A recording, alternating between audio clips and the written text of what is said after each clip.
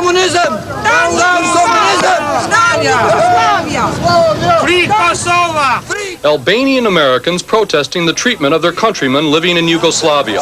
Protest protected by the U.S. Constitution. Peter Ivezaj once participated in a demonstration in front of the Yugoslavian embassy in Washington. Peter is an ethnic Albanian, born in Yugoslavia. He became an American citizen in 1981. Peter, his wife, and daughter were visiting relatives in Yugoslavia this summer. Peter was arrested on charges relating to his participation in the Washington demonstration.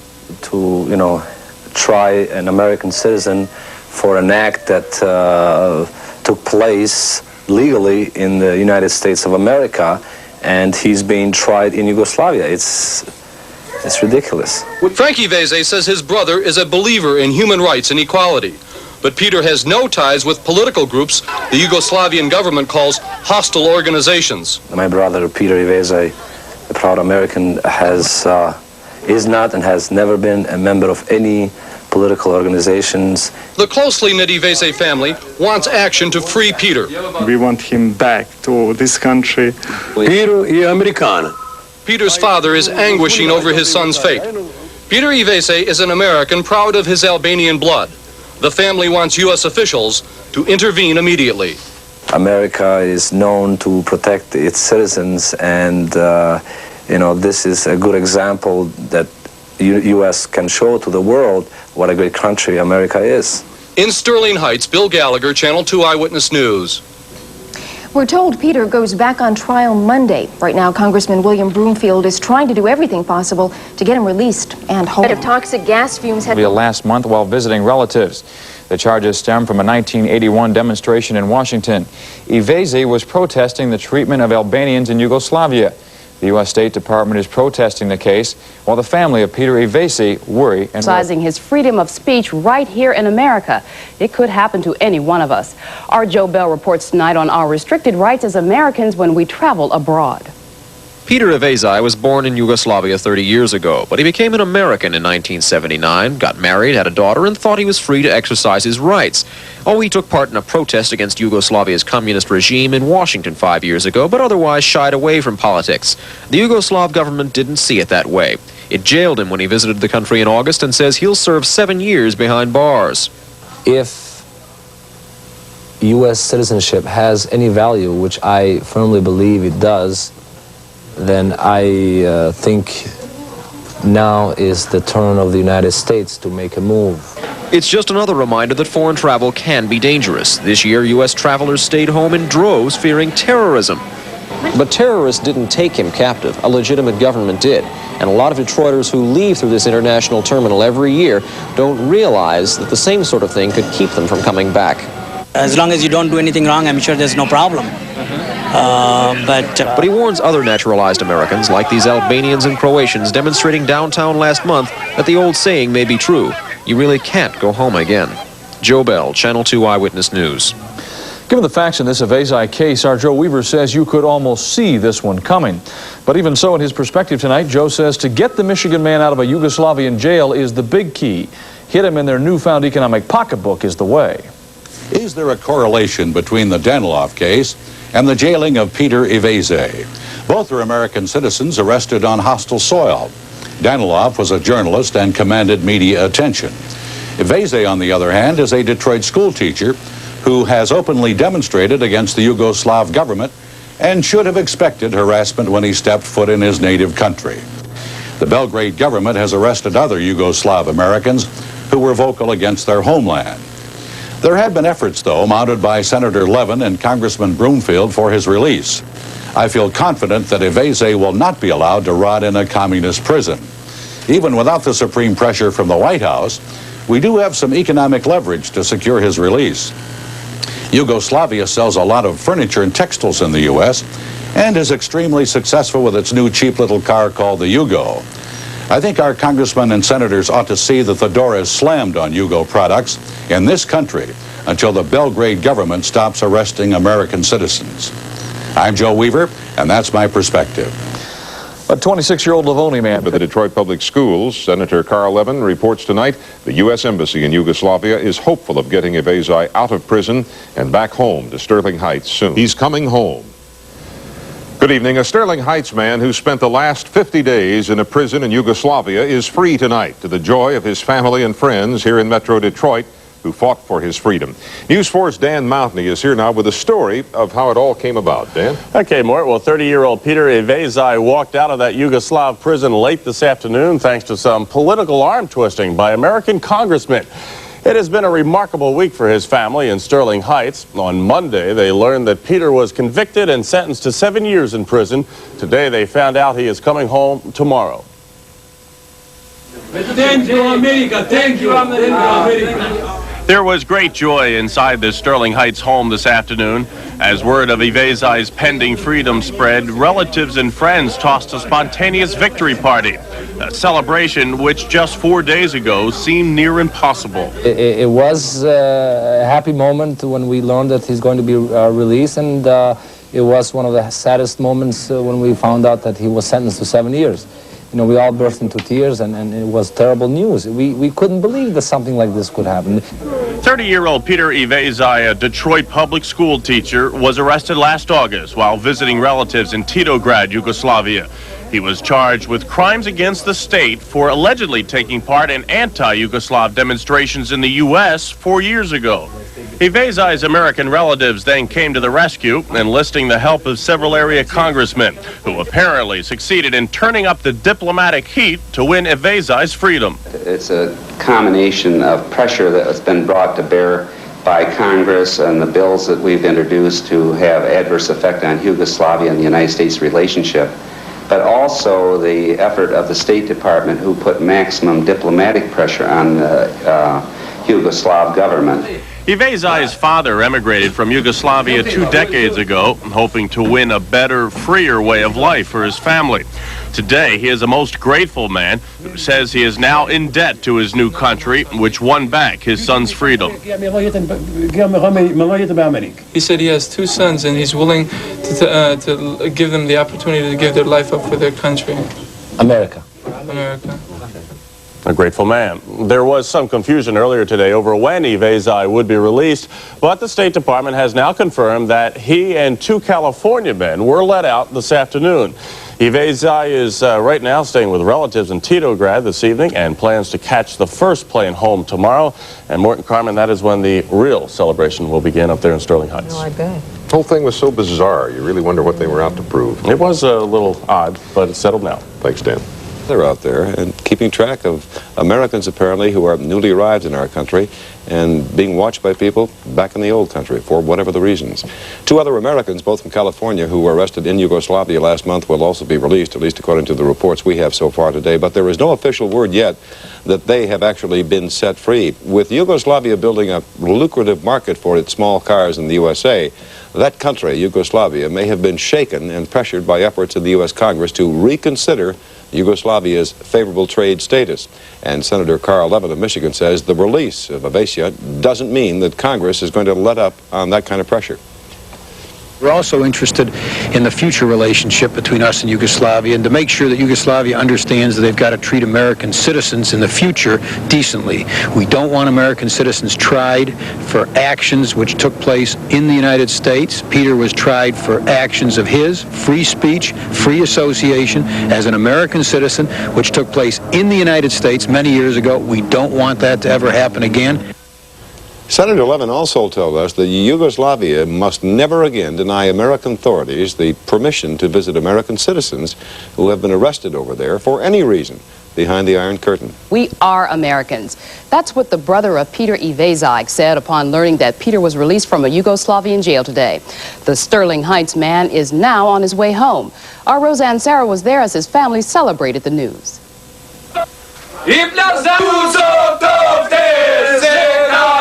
The tense, anxious moments are over for the family and friends of Peter Ivezaj. Tonight there is only room for rejoicing. He's free!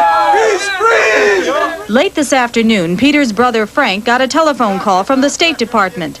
The 30-year-old ethnic Albanian was released from a Yugoslav prison. This incident clearly shows that U.S. citizenship does indeed have some value. Peter, a naturalized citizen, was sentenced to 7 years in prison. His crime? Demonstrating in front of the Yugoslav embassy in Washington in 1981. He doesn't care for any other constitution except for the USA Constitution. He's strong, he believes in that, he's proud of that. Where is he now? Where is Peter now? Tonight's celebration was temporarily interrupted by a long-distance phone call. It was an uncle in Yugoslavia saying he had seen Peter at another relative's home. Both mentally and physically, he's fine. I beg you to tell Peter to call me because all of America is waiting for his call. The Ivezaj say they are celebrating not just Peter's release, but their release from a country that has become a prison for many. Long live America! Second best to none other! In Sterling Heights, I'm Roseanne Serra, Channel 2 Eyewitness News. Ivezaj, his wife, child, and mother may be back in their Sterling Heights home by late tomorrow night. Man now back in the U.S. And a local woman who will see tonight than most of us will ever dream of knowing. After being jailed in Yugoslavia, Ivezaj is free and back on U.S. soil. It has been a long day for Peter. Indeed, it's been a long time since his visit to his homeland began. Tonight we had two crews on this story, one in New York and one here in Sterling Heights. Roseanne Serra joins us now with the latest on the story. Roseanne? Well, Bruce, no doubt Peter and his family will be celebrating through most of the evening tonight. His family and friends were at his uncle's home near Long Island waiting to welcome him back. When he arrived, he repeatedly thanked U.S. officials for his safe return home. I feel wonderful. I feel like I was reborn again.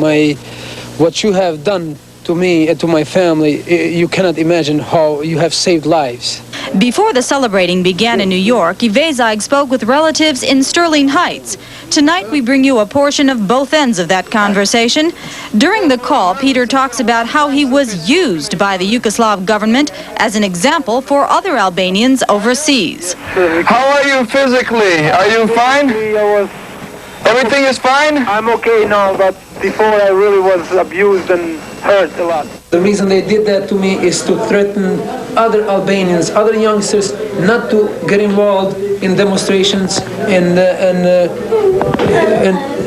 not to participate in human rights activities. That's why they did that to me, and that's why they convicted me for 7 years. Every word we say and everything we do, they're watching us. We're being watched, you mean, here in the United States? Yes, we are. Every minute, even right now, I know that for sure somebody's watching and listening to us talking. Peter's wife, child, and mother will be returning to the United States from Yugoslavia tomorrow, and they are all expected to be back home here in Sterling Heights by tomorrow evening. Bruce and Kathy? Well, you have to wonder, too, Roseanne, would he ever go back to Yugoslavia, which is where he was actually born? He was, his family was, but none of them ever planned to go back to Yugoslavia. In fact, Jamaica sounds real nice right now. I guess you learn a lesson, you don't want to do it again, huh? Certainly not. Okay, Roseanne, thanks. We'll see the story tomorrow. In Jerusalem, a terrorist attack late tonight. Lands and the nations of their ancestors, and in many cases the lands in which they were born years ago. They go there as free American citizens, expecting that their rights are going to be respected by the governments of other nations. And when that doesn't happen, we think it's an important story. Good evening, everybody. This American is back in the good old USA tonight after an overseas journey that almost ended with 7 years in a prison in Yugoslavia. Tonight, an exclusive interview with Peter Ivezaj of Sterling Heights, Michigan, following his dramatic and tearful arrival at New York's Kennedy Airport this afternoon. It was a homecoming that some people really never expected to see. We want Peter! We want Peter! We want Peter! The 30-year-old schoolteacher returned to American soil for the first time since July, when he left to visit some relatives in native Yugoslavia. He was greeted in New York by a rousing emotional welcome from his family and from other members of the Albanian American community.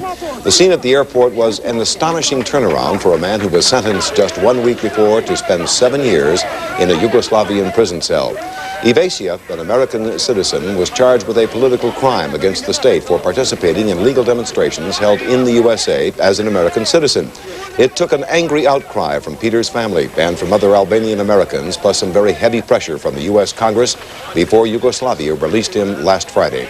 Today, Peter thanked the American people for winning his freedom for him. How does it feel to be home? Oh, I feel great. You have saved my family, my life. I feel great. I cannot describe how great this feels. Thank you very much, all of you, all the officials and all the media. You have made a history overseas. America, thank you for saving the life of your adopted son. A proud American, a proud Albanian. Channel 7 reporter Dave Gilbert traveled to New York this evening, where Peter Ivezaj spoke for the first time about his ordeal in the Yugoslav prison. Here's Dave's exclusive satellite report. He's spending his first night as a free man with family members on Long Island, New York. Peter Ivezaj says he went through a nightmare he wouldn't wish on his enemies. Tonight he's exhausted and still drained from the entire ordeal. And he still can't believe the horror's over now. I feel like reborn in my life, because I never expected that I will be back ever again, because the jails in communist countries, and especially as a politician, are rough, are bad. We heard you were beaten. Is that true? They beat you and tortured? Yes. You didn't want to say anything at the time. You feared. I really feared to even know to say things what happened there, but I was treated as a politician, and I was treated as more like an animal. Nobody had mercy about me. You were beaten severely? Beaten with everything they had. You just want to put this behind you? I want to put everything behind me. I want to have a peaceful life and live a peaceful life. I hope that nothing happens to my family because of this, because that would hurt me and would kill me. You fear that the secret police could go after your family in even there, they could even do it here. Here in New York City and all across the country, Peter believes Yugoslavian secret police agents are watching Albanians who immigrated to the U.S. And although he feels completely free tonight, he still fears whatever he says may put his family's lives in jeopardy, not only in Yugoslavia, but in Detroit as well. In New York, I'm Dave Gilbert, Channel 7 Action News, reporting. As you can imagine, family members in Sterling Heights are anxiously awaiting Peter Ivezaj's arrival. He'll be home tomorrow night. And as Channel 7's Mike Holfeld reports, the family is planning a rousing welcome home. In Sterling Heights tonight, a toast to the freedom of Peter Ivezaj. It was the end of a day that began with a vigil over a red telephone and a call from a mobile phone on New York's Long Island Expressway. Hello, Peter. How you doing? All right, this is your cousin. Hey, you got America on the line waiting for you. Speak up. Say something, buddy. The reception was a bit shaky, but the message came in loud and clear. They were yelling and screaming in the car. They were on a mobile phone, and I picked up a few. He says, I'm quoting the words of Martin Luther King at this glorious moment of mine. He said, I'm free at last, free at last. Thank God I'm free at last. We're going to celebrate tonight and tomorrow. What to say? Thank you to USA government, what they did done. What to say? Peter Ivezaj is slated to arrive at Metro Airport at about 8:25 tomorrow night. His family will be there. The placards are already in place to welcome him home. A story of freedom, complete. In Sterling Heights, Mike Holfeld, Channel 7 Action News, reporting. In Michigan tonight, the Detroit area. He is home from what started out as a nice vacation, visiting relatives and friends in Yugoslavia.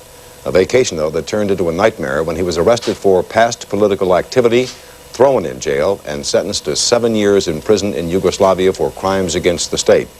His return home this evening does not end his story, however. Channel 7's Bill Proctor is standing by at St. Paul's Church in Warren, and Bill joins us now with this live-action camera report. Billy? As you can imagine, Bill, it's a wee bit noisy here as the jubilant celebration has been underway here at St. Paul's Albanian Catholic Church in Warren for the past hour and a half now. USA, the cry going up as Peter Ivezaj, the person being congratulated and welcomed home by his fellow Albanians who've been dancing, drinking, and having a great time. No speeches at this point because it's just glad everybody's just happy to have the young man home. Obviously, he is the symbol of freedom, the symbol for the fight for those Albanians under Yugoslavian communist rule who cannot get out of that country. But for Peter, a good welcome home as he arrived here at Metro Airport around 8:30 tonight. Amid the crush of more than 300 family and fellow Albanians, Peter Ivezaj was swept up on the shoulders of supporters and carried through much of the Northwest Terminal in a hero's welcome.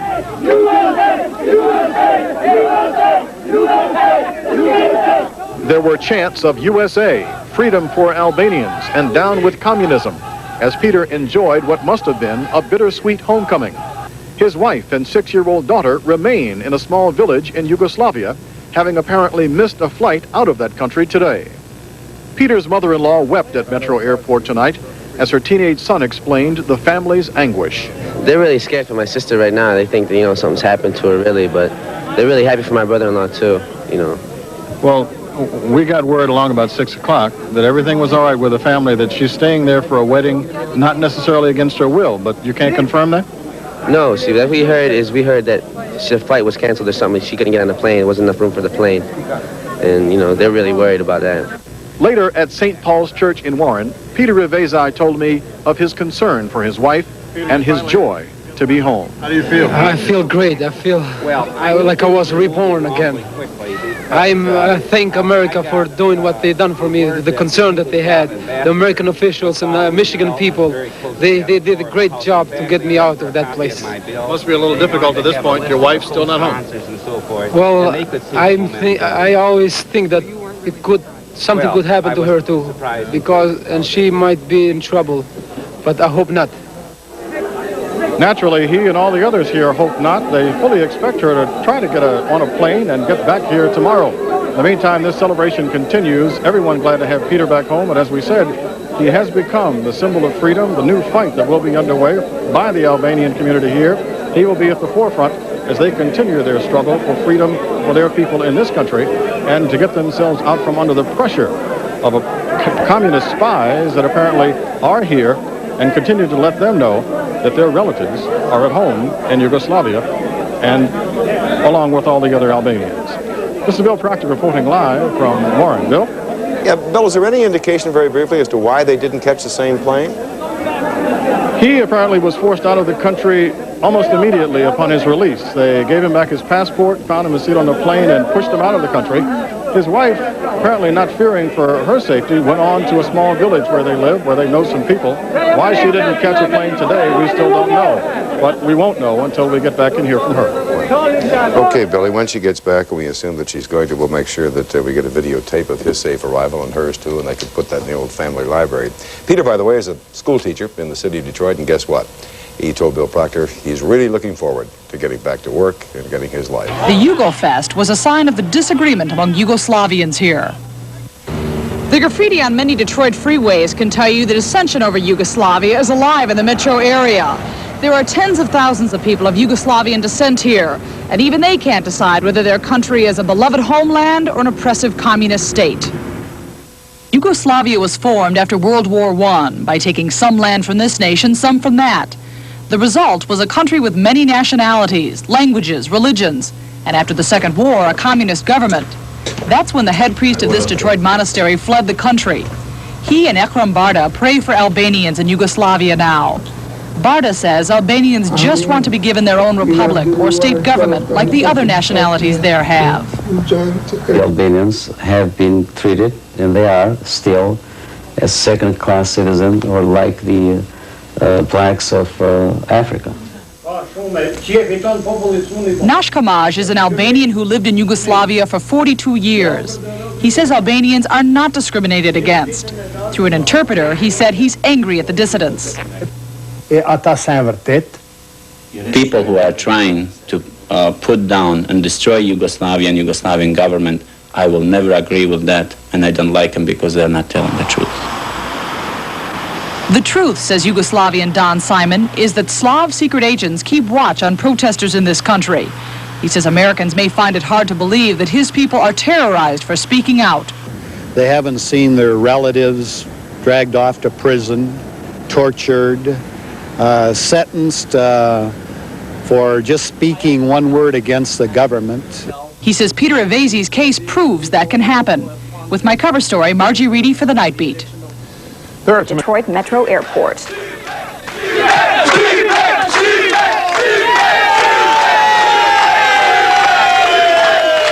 Ivezaj was arrested last week in Yugoslavia for demonstrating for Albanian rights.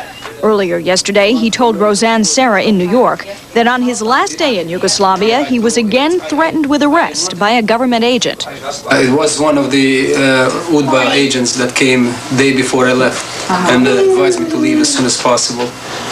If not, then me and my uncle will be locked in jail again. Ivezaj thanks the American government for saving his life, and he pledges lifelong loyalty to the U.S. that saw a vacation to the old country almost turn into a 7-year prison term for this Sterling Heights man. But this evening there are some questions about why Ivezaj insisted on taking the trip back to Yugoslavia, because the Yugoslavian government turned him down 3 different times when he applied for a visa, since the Yugoslav consulate in Chicago told him they were afraid he was going to go over there and make trouble, and since he's an Albanian American who opposes the Yugoslavian government regime. We talked about that earlier today. You demonstrated in Washington, D.C. After that demonstration, were you ever advised by anyone, don't go back to Yugoslavia because they're going to be waiting for you? Were you warned ahead of time? Yes, I was warned from the U.S. from the community, Albanian community, my friends, but I always felt that what I done was that was my. This live report from Ford. Al? Yes, Verge. As we speak, behind me is the Ford Engineering Building where the chemical is located. It happens to be on the 2nd floor. No one is touching that particular chemical in 3 canisters because of the potential of an explosion. Now, I've been told the chemical is called picric acid. It was used for metal etching by Ford Motor Company several years ago, but they stopped using it because they didn't do any metal etching. As I asked that question as to why the chemical had gone unnoticed for so long. It's unknown at this time. It could have been there 20 years or 15 or 10 years or more recently. We don't know. The work that's done with that chemical is called metal etching, which we haven't done in a long time. We haven't used that substance in a long time.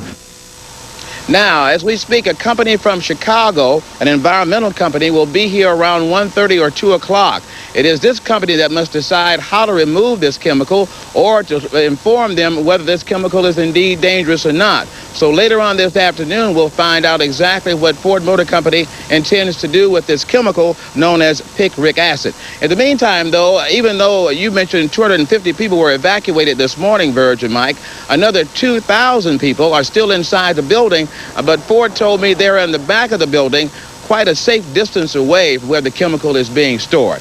Mike, Verge? Al, what's the biggest threat out there right now? What do they fear the most? The threat from toxic fumes or the threat from a possible explosion? Verge, they fear the threat of a toxic explosion. They call the manufacturer of picric acid, which is in New Jersey. Now keep in mind, picric acid is a liquid form when it was first brought here. The chemist who discovered it found out the picric acid had become crystallized. So there's the potentiality of an explosion. And the manufacturer in New Jersey told them that this morning and told them just to leave the canister there on the table until you get somebody in who can analyze the chemical and determine whether it is indeed an explosive or whether they have to remove it or not. So now it's wait and see as this potential bottle of picric acid sits on a table on the 2nd floor of this Ford Engineering building. Verge, Mike? Okay, Al, thank you very much. Al Allen reporting live from Dearborn this afternoon. Of course, they'll have more on this story tonight at 6 o'clock. Verge? Detroit police today are still trying to determine what caused a family feud which left 2 young men dead and 2 others wounded on the northeast side. The shootings occurred yesterday during an argument among Albanian immigrants on Dean Street. Witnesses said some of the cousins had been fighting. The argument escalated. Fathers and brothers jumped in and guns were pulled. Within moments, 2 cousins were dead. 2 other men were wounded and hospitalized. Police took 3 family members into custody. 3 state police officers could be in trouble as a result of last month's Cedar Fest, the big off-campus party at Michigan State University.